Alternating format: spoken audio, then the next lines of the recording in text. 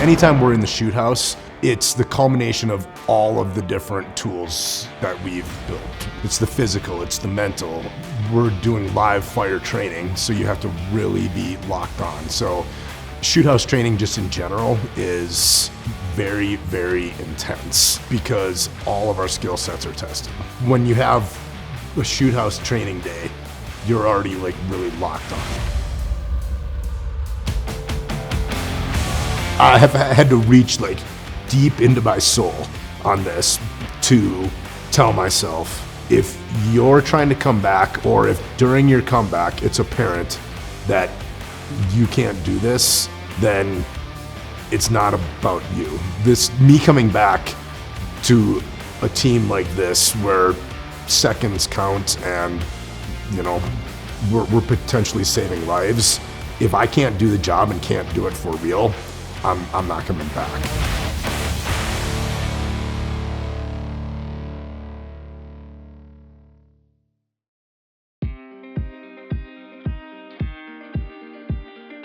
Yo, what up, my dude? Hell yeah, sick month. I just want to run stuff by you. We're looking at a May testing out, which is freaking phenomenal. You looked at the end of July to be in full tactical operation within 1 year. But here's a really important question. It's a different load, different function. So how does your overall body feel? I feel like I'm progressing the way that I should be, and actually even more so because of the way you're looking at this from an overall performance standpoint, which I've never had before. So there's not one particular body part that feels like it's overworked or underworked. I feel like we're hitting on all cylinders right now and progressing exactly how I was hoping to, and truly actually never thought that we'd get literally to this level. So here's my thing with the thing, you've done an amazing job, and your function is freaking superb. So in regards to how we drive it in, the test is a challenge. We're gonna get through it. You have real life operation that you have to adhere to. So we can't negate that. So what I wanna do today, and we'll roll through it, is we're gonna encapsulate some of the running drills, acceleration, deceleration, change in directions, and we're gonna do it on a hill. Okay. So it's gonna be a weirded out surface. As we look at the specifics of that, then we're gonna come in here and we're actually gonna take it into function. And at the end of that, we're gonna do an muscle activation techniques, the RX principles. I'm gonna check to see where specific parts are holding. So we're able to check and balance if we've exceeded your threshold. I just wanna reiterate, the thing that excites me most about it is your lock-in. It's your ability to do everything the best that you can. So it's your nutrition, it's your hydration, it's your buy-in to the resistance training, it's your buy-in to the speed and agility, it's your buy-in to create love around you. So I wanna make sure as we roll through this, people understand this is your brand. It's not pertinent to everyone else. The one thing that is pertinent is the energy, and it's a commitment. Thanks, man. It's all about that purpose, man. Having a purpose-driven life makes it so that hard work and making sure that all of those pillars are in the right spots, the harder that I can push myself in here, and the more that I can go through the incredible rigors of workouts and that mentally draining. I don't know if I have one more step in me. I'm truly having difficult times finishing this exercise, but I have to gut through it. It makes it so that when I'm out there actually doing it for real, I've already endured that pain. So the more you push me, and especially when you're pushing me in a true overall functional performance way, it just makes me want to work harder because I know the applications are there for when I'm back on the street and I'm actually back saving lives. What fear do you have, and what do you feel we have to work on in this next 3 weeks? The 300-meter carry, I want to have that solid because that has always been my nemesis.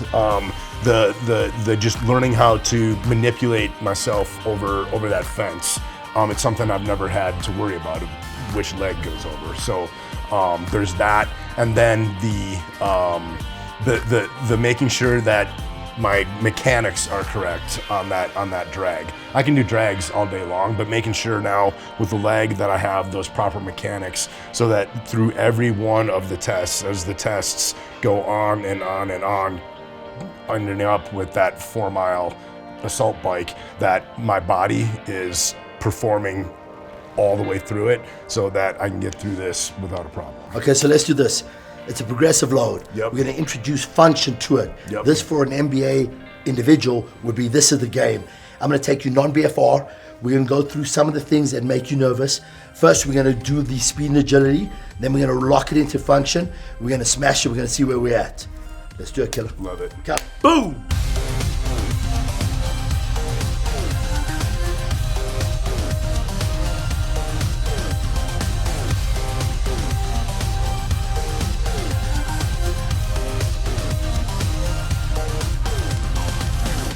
Yes, sir.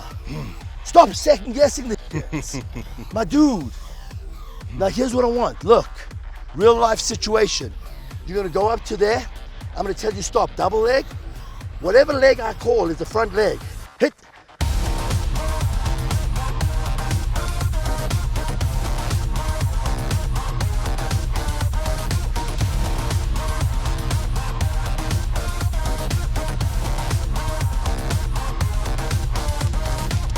Hit, high knee concept, left brake, hell yeah, push to slide. Love it, stop it on left, crossover on the drive, double leg.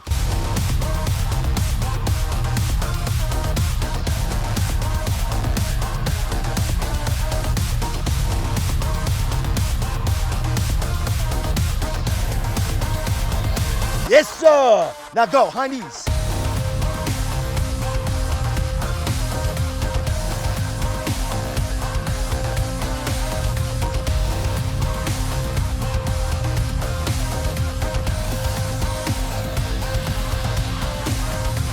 But if you don't brake on the back leg, you're gonna land on your face.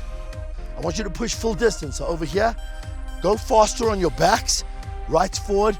I want you to punch back all the way. Here, push forward over here. 1, 2, drive through, go.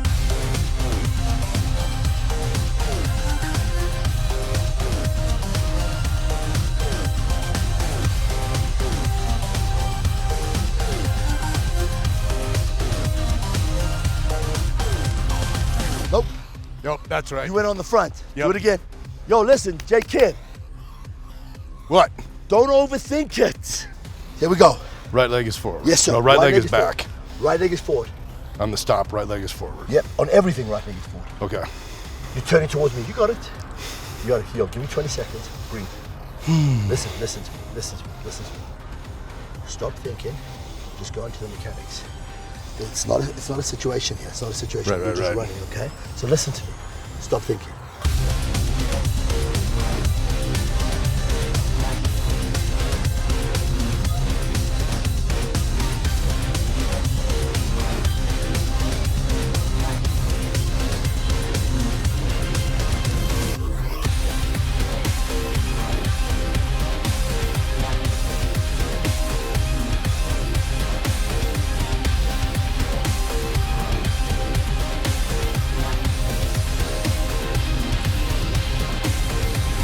We're gonna switch it now. Right leg, easy day, easy day, easy day. Same thing on the step down, listen to me. Crisp, solid, high, low, high. Reach, hit, hit, punch it. Right brake, yes sir.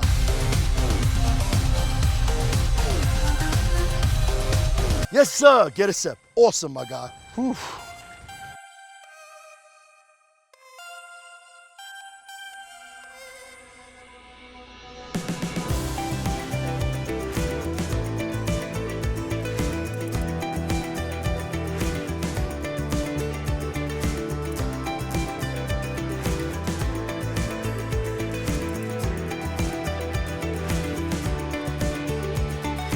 Every time we go to Disney World, we go to Disney Springs and we have to check out the Lego store.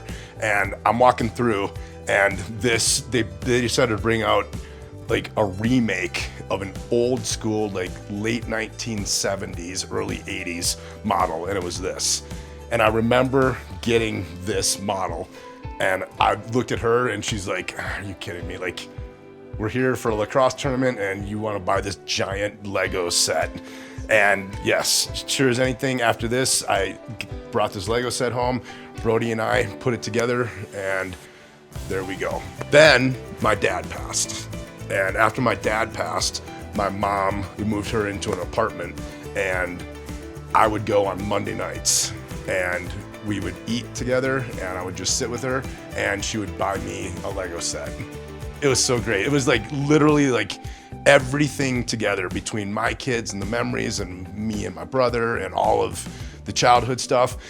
So sitting, eating dinner with my mom, we would talk about my dad, all this kind of stuff, how the kids were doing, and I would be building Legos the entire time. That was about 6 months prior to my injury. One of the things that I figured out that I could do when I got hurt is I could sit and I could build Legos. So now we have this problem, I guess. Not big compared to most people's Legos collections, but we have this Lego collection. Morgan built this entire thing. Yeah, so she built the castle. Megan found all the Disney stuff. Actually, this train has a little bit of a sentimental. One day, Megan came home. This was just a couple weeks ago. Megan came home, and what I realized is everything that I've been doing when I get out for the last 7 months has been purpose driven. I've either been going to doctor's appointments, I've been going to physical therapy, meeting with Steve, like getting prosthetics. I never left the house with just the purpose of, let's just go somewhere, right? So she came home and she was probably exhausted and didn't want to do this, but she was a good sport anyway. And I said, let's just go to Target. And she knew exactly. As soon as I said... There was no just going to Target. Right. This has been a long journey for me and a difficult journey physically and mentally. And just being able to have some mind-numbing times where half of these Legos were built with my leg completely packed in ice because it was anything we could do to like not be using pain meds or to just manage pain and to be, again, progressing every day. And I just didn't want to be watching TV. I wanted to be doing something and feeling like I was accomplishing some stuff. So while I was mentally doing that, I was physically healing at the same time.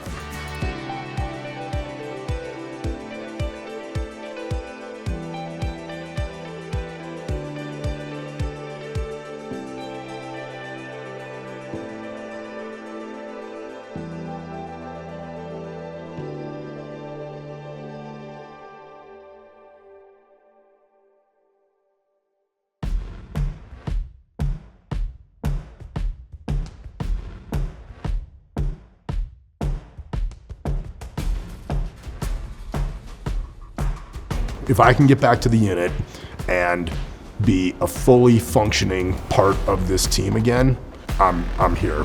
But also, because I've been in the team for so long, I'm so comfortable with all of the tactics and the movements and all that kind of stuff. The guys know what my capabilities are, and I'll pull them to the side too. And I have close working relationships and personal relationships with these guys. I would like to think as a leader, I've been putting enough into their account where they feel comfortable telling me, hey dude, I don't know if you should be doing this right now, you know? And I've told them, be honest with me. If I'm ever the weak link, you need to tell me because I will graciously bow out. My biggest obstacle to overcome is making sure that I'm coming back 100% as an asset and in no way a liability. It takes a high level of proficiency to go through the shoot house, the live fire shoot house. As a team, we come down here fairly often, more than patrol officers get to come down here. When we come in, we'll do our CTEs, so our critical task evaluations before we come in here, just to make sure that we're shooting accurately. We expect a lot higher level of proficiency. I mean, there are no misses when we go through the shoot house. We expect no misses and tight groups when we go through. We're just trying to help people. You know, I think everybody sees the end product of something getting broken or, you know, something happening to their house or things like that. And at the end of the day, you know, the last couple nights, we're just trying to help people. We're trying to help the victims, you know, feel safe. One of the victims the other night she had to get put in a home. a safe house away from him. So at the end of the day, regardless of what happens, we're just trying to help people. People forget that cops are just people too, and we go through some extra training and sometimes see traumatic events, but yeah, we're just people too.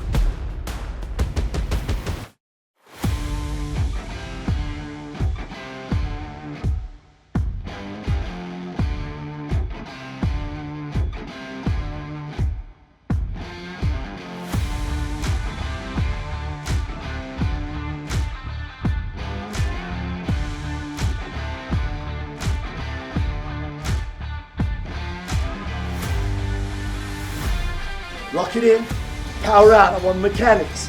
Hell yeah, one more, my boy. Yeah, lock it in, my boy. Lock it in, my boy. Time. Look at me. Now take a breath. How'd the meeting go with Karen? It was excellent. I love it. Definitely something I want to do. 3 things you get out of it. This is what I want to do after this. That I'm on the right path, but I have a lot to learn. 2 more things.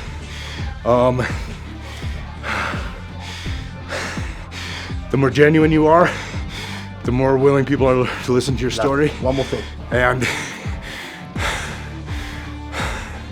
people truly want to hear a comeback story.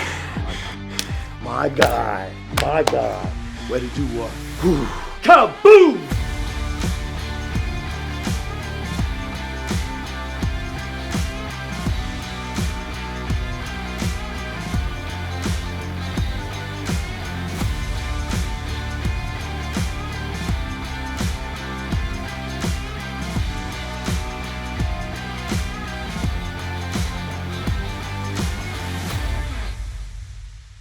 Yo, my guy, unbelievable workout. Stressful new workout, different areas, different terrain. Had you locked into specific heart rates, you were anabolic a lot of the time. So at the beginning of this whole thing, we discussed the fact that this is your life. We're not playing games here. Right. This is hugely important. This is who you are. And you have to do a tactical test in order to get back to full active duty. And we absolutely decided prior to doing any of this that we would do that in private. Right. Your life, this is not a game. Right. You know what? I think it would be amazingly brave if you'd be willing to take the risk for us to film real time where you're at. But that's a decision you have to make. Let's do it. Hell yeah. I hate it, but I get put in a lot of situations that I hate. So you grow from it. So this test coming up will be the 28th time that I've taken this test. We take it twice a year. I've been in the unit 19, but we started taking it 14 years ago. I've taken it after tearing my pec off the bone. I've taken it after tearing 6 ligaments and breaking 4 bones in my foot. I don't have that foot anymore, so I guess that's not an issue. My God. How old are you? 50. You think age matters? No, absolutely not. It doesn't matter. Bro. Age is a number. That's it. You're my guy. You're my guy. We're gonna film that. And the great thing about it, I'm so excited. Again, I know it's a vulnerable situation. You're my dude. Let's That's all I do got it. to say. Let's do it. Hell yeah.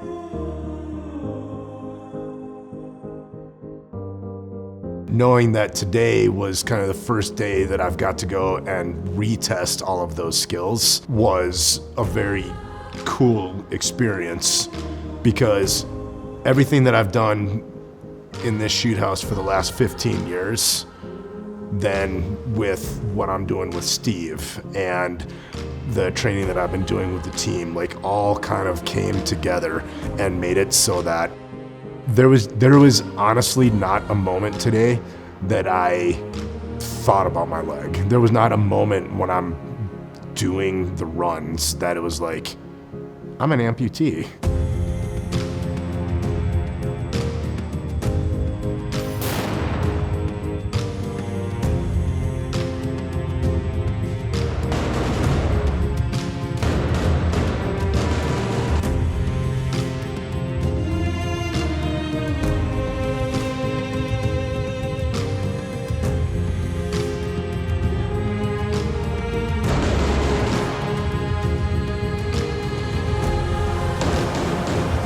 Just knowing Justin for as long as I've known him, I knew regardless if they amputated the leg or were they able to save the leg, I knew that he would come back. Knowing his personality and just who he is and his drive, that he would find a way to make it back. So I never had a doubt in my mind.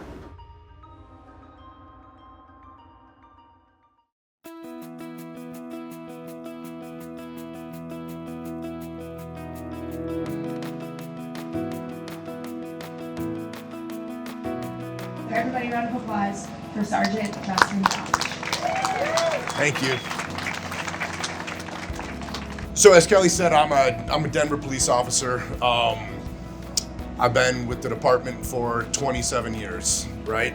And as far as what Denver Health means to a Denver police officer, I'm gonna give you guys some insight. So fast forward to June 15th of last year. I can't believe it's been close to a year. I was working the parade. Obviously, we all know what happened at the parade. I had the fire truck take part of my leg off. As that was happening, there was about 25 to 75,000 people between me and the closest Denver Health ambulance. That was only 3 blocks away. All of my guys started jumping in and throwing tourniquets on me because they needed to stop the bleeding so that I could survive.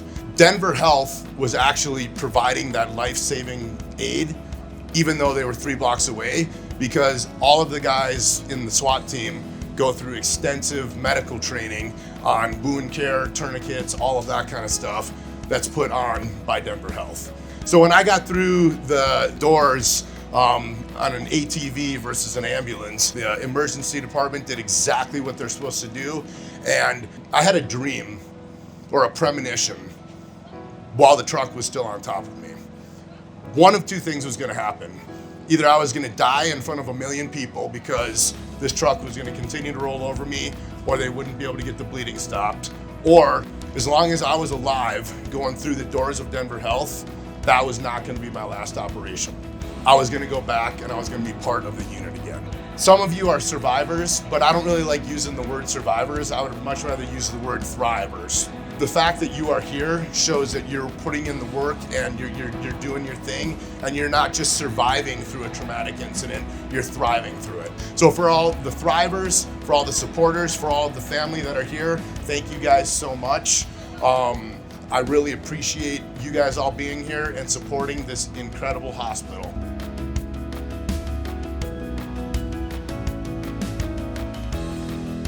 My guy, unbelievable presentation. Now we're locked in. Now we're 0 to 100. You spent freaking months getting your body right, getting your mind right for this moment. This is your opportunity. Go over there. I'm telling you, my dude, we ain't passing this. We're about to smash it. Let's go do work. I love it. Hell yeah.